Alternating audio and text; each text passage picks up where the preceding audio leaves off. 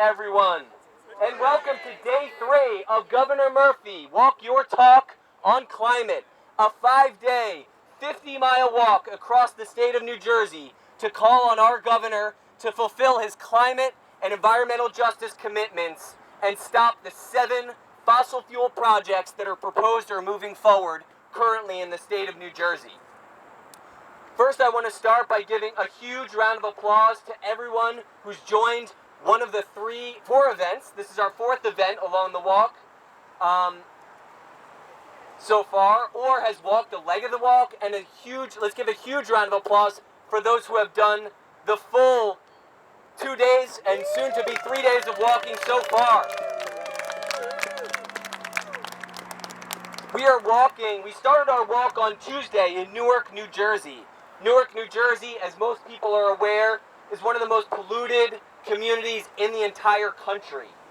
Yet, despite all of the existing pollution burdens and other issues that Newark residents face, Governor Murphy's own agency, Passaic Valley Sewerage Commission, is proposing another major gas plant right in the Ironbound. It would be the 4th major fossil fuel power plant sited in this low-income, working-class community of color who already deals with tremendous pollution from thousands of truck trips every single day through their neighborhoods.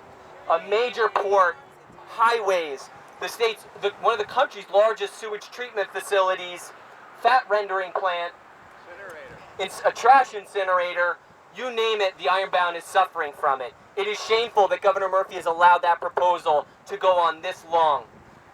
We were also in Newark to call attention to the New Jersey Transit frac gas power plant, which would be another major methane gas power plant located right across from Newark in Kearney, New Jersey. Governor Murphy in 2020, after years of protest from local residents and environmentalists across the state, he committed to redesign that project with 100% clean renewables. But then when Transit issued the RFP to solicit designs, they left the door wide open for a major gas plant to still be at the center of the project. So we walked through Newark to New Jersey Transit headquarters, and we talked to residents along the way about New Jersey's environmental justice law. This was the law that Governor Murphy said was supposed to protect black and brown and low-income communities from the disproportionate burden of pollution. And residents there were very encouraged by us educating them on the law, and many of them submitted comments to call for the strongest environmental justice law possible. And then yesterday, we walked from Elizabeth to Woodbridge, New Jersey. And Woodbridge, New Jersey is the site of yet another fossil fuel power plant. Competitive Power Ventures is proposing to build what would be the 2nd major gas plant in the Keysby section of Woodbridge. The last one was just put in service in 2018. This one, if it's approved by the Murphy administration, would make the combined facilities one of the largest sources of climate and air pollution in the entire state of New Jersey, taking us backward in protecting EJ communities and backward in the race against climate change. And here we are this morning, right outside the headquarters of the New Jersey Turnpike Authority, which has proposed a massive $4.7 billion taxpayer-funded highway expansion project that is completely unnecessary and takes us again in the wrong direction. Again, the communities who would bear the brunt of the pollution are low-income communities of color in Jersey City, Hoboken, Newark, Bayonne, and elsewhere right near the existing Turnpike extension.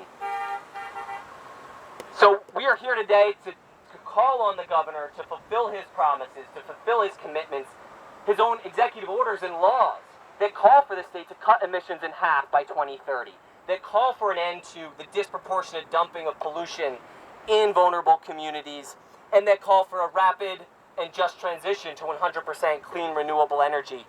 None of those policies or commitments can be met if fossil fuel projects like this and the 7 others proposed throughout the state are allowed to move forward.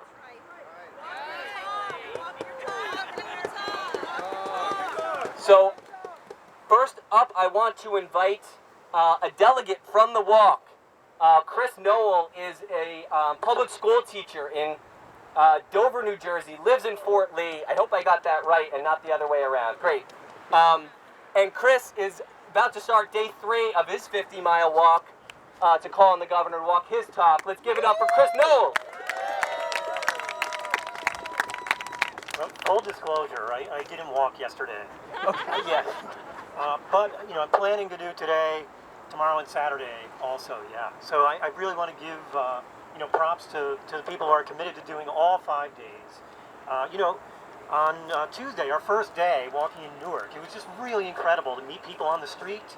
And there were a lot of people who stopped and were interested to hear what we had to say. And you know, I mean, there's so many people who don't really know what's proposed. They don't know what's going on and what's proposed for their neighborhoods. And for a lot of the people, you know, just kind of like living with pollution is normal. Like I think they've kind of accepted it. And that's not right, especially when most of this pollution is in communities of color. And, you know, I was thinking about, like, well, why am I walking? You know, some people might be wondering why am I walking? Why are so many of these other people walking for this event? And for me personally, I'm very fortunate that I have time because I'm a teacher and I have my summer vacation, so I have time to do it. I'm not raising kids. You know, I don't have to work multiple jobs, and so, you know, I'm kind of walking for many people who aren't able to, can't get out here and do it. And in solidarity with people in the communities of color. And so, you know, I hope, you know, we can just keep raising awareness because there's too many people who just aren't really aware of what's going on, and they're, you know, the government and the companies are kind of banking on that. You know, they're trying to hoodwink everyone. So yeah, keep it up, everybody. Thank you, Chris. Our next speaker is a Jersey City resident and organizer with Safe Streets Jersey City, one of the leaders in the fight to stop this massive, unnecessary, and polluting highway expansion project. Let's give it up for James Lee.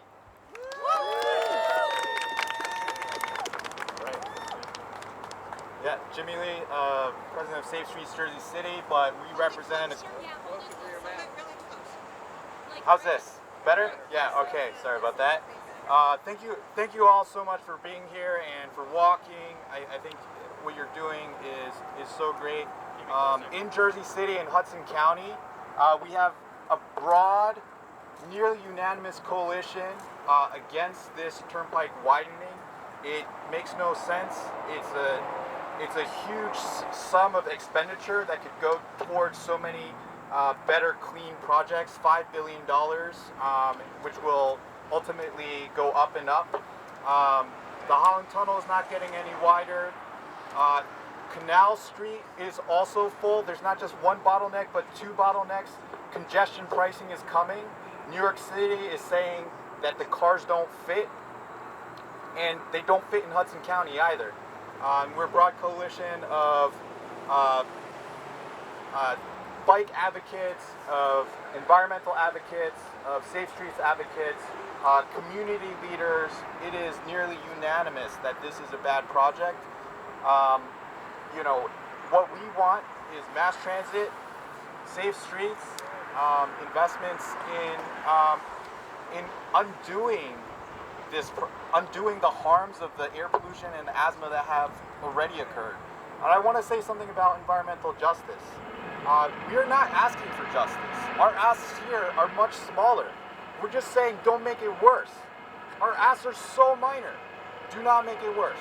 Right. Justice would be that the Turnpike and the trucking companies would be paying for the asthma bills of all those children from decades past. That's right. Justice would be burning the Turnpike that's divided Newark, that has divided Hoboken and Jersey City, would be capping it and saying we are going to unify these communities, we're going to make it safe for children to go to school, and we're going to make the air clean to breathe. That is justice. Our asks here are much smaller and much more minor, and it is so easy. Just don't make it worse and don't waste the money. Climate change is already affecting all of us, causing flooding year after year, and yeah, so this should be a no-brainer. It should be easy. We're not asking for much here. Just no more. Thank you. Thank you, James. Also here with us today is another local Jersey City organizer and public health worker in the city of Jersey City. Let's give it up for Tyler Newcomb. All right, thank you all for being here. We're really happy to be here and unified in opposing all these projects. The New Jersey Turnpike has ripped through our community. It has been a rift in our community for decades. It cuts us off from Hoboken. It's terrible for safety. Crossing the Turnpike and 14th and 12th Streets is terrible. It's dangerous. It's loud. It's not safe for pedestrians. The health impacts of it, the lead and the chromium coming off the Turnpike, the asthma that our people have, it's unfair to us, and enough is enough. Our community is not a pass-through for suburban commuters. Our community exists as its own thing. We deserve safety. We deserve clean air. We deserve respect from the state and from the Turnpike Authority. That's right. The only proposed benefit of this Turnpike widening is a lessening of traffic, which we know is not true. Induced demand will make traffic worse. As is, the streets are difficult and impossible to navigate in Jersey City. Even when I'm operating my ambulance lights and sirens, I cannot get through. Widening the Turnpike is going to make it even worse. It will cause delays. It will make our public health crisis even worse than it is now. Enough is enough. We need to stop the Turnpike widening. Thank you.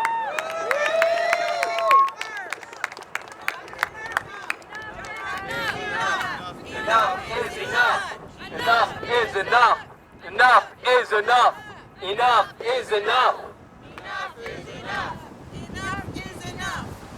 Thank you, Tyler.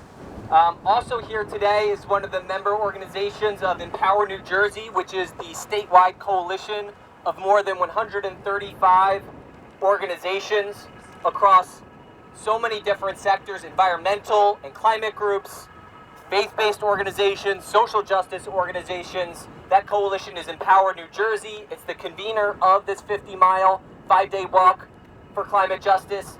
And Dave Pringle is representing Clean Water Action and Empower New Jersey. So let's give it up for Dave.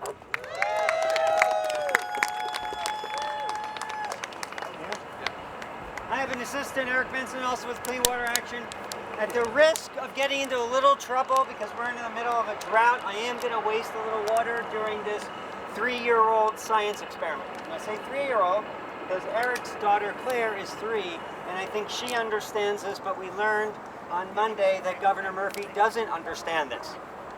So, Governor Murphy on Monday said that we can do this expansion and it's going to be great for the environment because we are going to be transitioning to electric vehicles. And it's wonderful that we're going to be transitioning to electric vehicles. But last we checked, you can't grow your way out of a bottleneck. Electric vehicles still take up space. They will still create the same kind of congestion. And what's better than an electric individual car? An electric bus. So we should be investing in mass transit, not highway capacity. So, we're going to do a little experiment. This is the Holland Tunnel. Actually, first, Eric, does Claire know what a bottle is? What's a bottle? Can you point to it? Is this a bottle? All right. Now, bottleneck. A neck of a bottle. Does she know what that is? Okay, so we have a bottleneck here. This is the Holland Tunnel. We have another bottle here with a neck. This is the current size of the Turnpike. So, when you have a little trouble, it gets a little traffic, what happens? Anybody, what happens when you get a bottleneck and you get extra stuff going in? So we got the Turnpike and, oh my goodness, overflow. Where's that overflow going? Jersey City streets.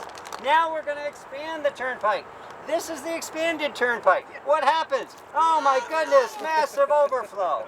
So if a 3-year-old can get it, we need DOT commissioner, we need the Turnpike Authority, which by the way, the board is all white men, if they're 50s and 60s, so much for diversity.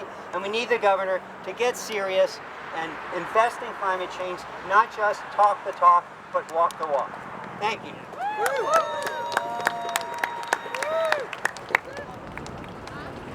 Enough is enough. Do you want to say it? No. Thank you, Dave. So I'd like to introduce myself. My name is Matt Smith. I'm the New Jersey Director for Food and Water Watch. We're also one of the member organizations of Empower New Jersey. And, you know, I have to say, many of us were hopeful when Governor Murphy first took office. You know, he campaigned on a promise to get the state to 100% renewables, on a promise to reverse the damage done under the Christie administration when it comes to our health, our climate, and our environment. And despite some moderate progress or real progress on offshore wind, really there has been no political will, no concerted effort to right the ship when it comes to the climate crisis. And frankly, we're running out of time. And in his second term, Governor Murphy has been thus far an even bigger disappointment. So many of his executive orders have really just been nothing more than wasted ink on paper. There's probably been more carbon emitted as a result of the paper produced and ink produced to sign those executive orders than there has been in emissions reduction as a result of them. The Climate Pact regulations are largely a complete failure.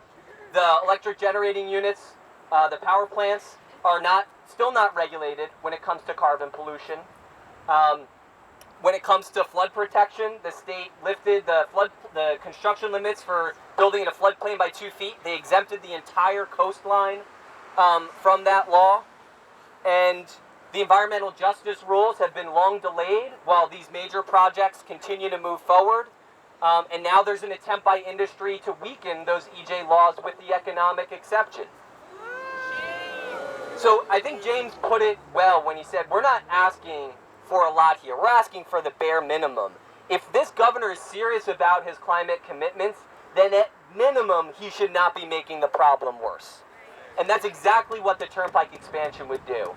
And quite frankly, his statements in support of the Turnpike expansion this week are nothing but a caving to special interests who would profit off of these highways. New Jersey doesn't need any more asphalt. We don't need any more highway lanes. We need a real electrified public transit system. We need biker-friendly cities, walking-friendly cities. We need investments in clean, renewable energy. New Jersey has been slowly retreating. We used to be number 2 in the country in terms of solar installations. We're now down almost into the 20s, I believe. So we're not even holding ground. We're losing ground under this administration. We have taxpayer-funded projects like PVSC, which is a federal grant. We could use that. We could invest that into clean, renewable energy solutions, battery storage, advance the governor's own goals to achieve 2,500 megawatts of battery storage by 2030 and to cut emissions. And instead, he's allowing his agencies to put those dollars into more of the same polluting fossil fuel projects. So this walk is really a turning point for our movement, and it's just the beginning. If Governor Murphy thinks he's going to skate through the rest of his second term with this kind of agenda that allows for new fossil fuel projects, that allows for no regulations on carbon dioxide amidst the climate crisis, then he has another thing coming. Because our movement is just getting started. So I want to say thank you to everyone who came out today to rally with us, who's been out last night and the day before in Newark and Woodbridge, who's walking their talk on climate and calling on the governor to do the same. And yeah, I just want to open it up to see if anyone else wants to say a few words, about their participation or why they're here, or really anything, or questions. Yeah, Catherine, do you want to say something?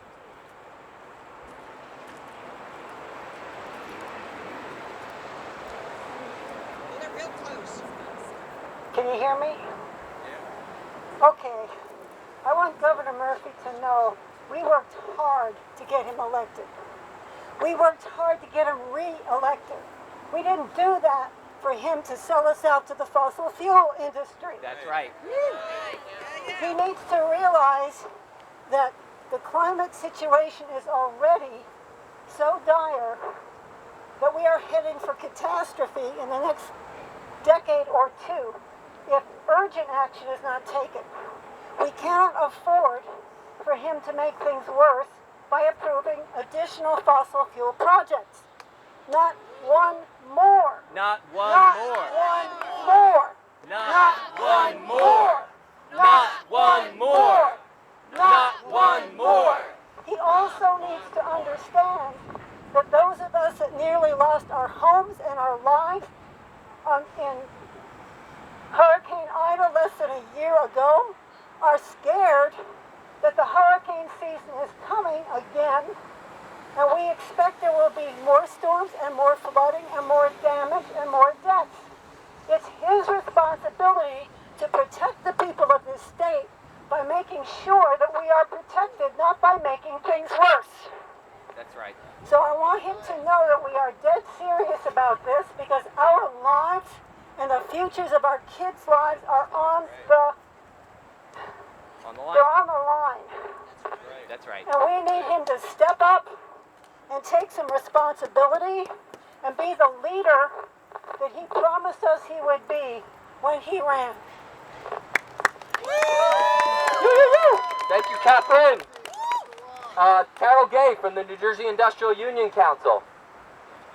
I just want to add, I don't know if anybody's talked about Chase, but on Tuesday, at the end of our march from Newark to Elizabeth, we went to the Chase Bank, and we went in and talked to management to let Chase know that we asked them to deliver our message to management, or to upper level management, that Chase is the largest funder of fossil fuel projects in the country, and it has to end. So, and today is tomorrow, at the end of tomorrow, if we get to Middletown before 5 o'clock, Chase closes at 5, we're going into the Chase Bank in Middletown as well to deliver a letter and to deliver our messages that we want a future for our children and our grandchildren. Stop funding fossil fuel projects. Thank you, Carol. Anyone else want to say a few words? Yeah, Keith. Good morning. My name is Keith Boos. I'm the Environmental Justice Chairman of the Metuchen Edison Piscataway branch of the NAACP. I am also a subcommittee chair on the NAACP's statewide Environmental and Climate Justice Committee. All of us here this morning know that environmental degradations of all kinds have been visited, along with oppressions of all kinds on Black Americans for over 400 years. Guess what? It's time for that to stop. Yes.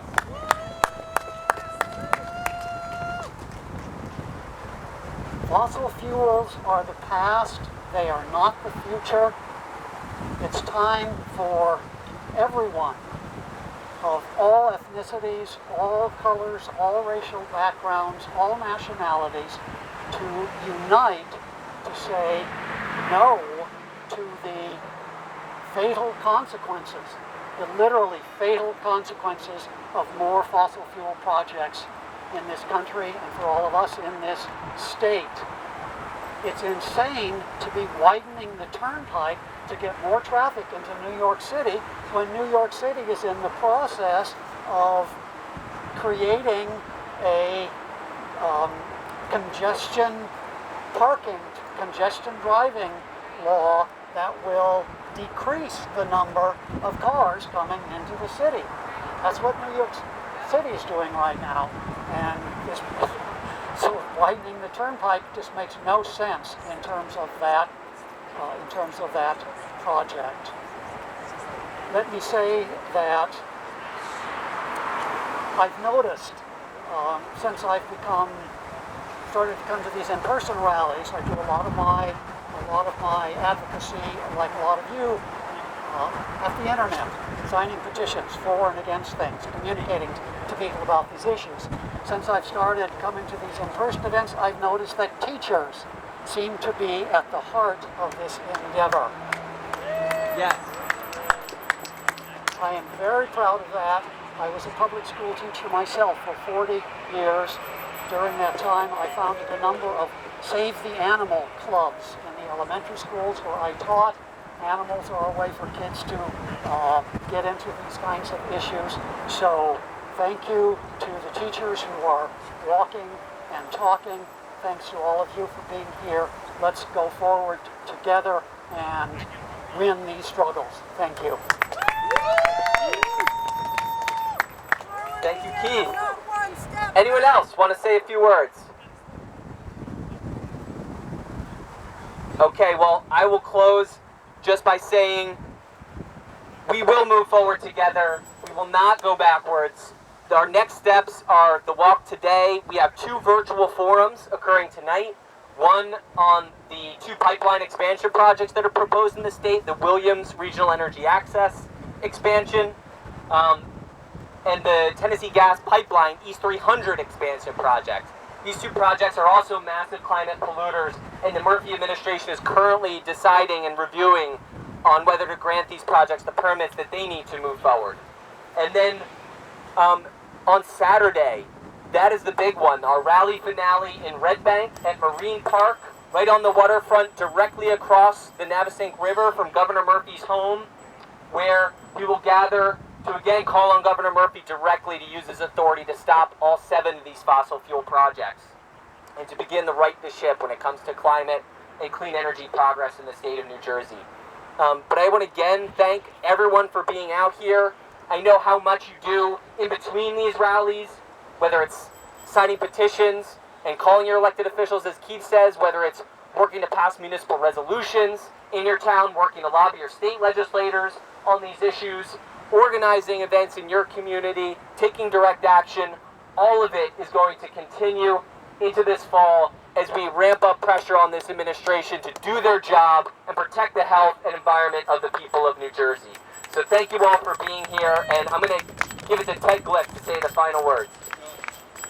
I just want to have the people who are planning to walk today, let's gather kind of over here, and we'll get ourselves organized, and then we'll get going. That's all I want to say. Let's get together over here and get organized and get going. Thank you all.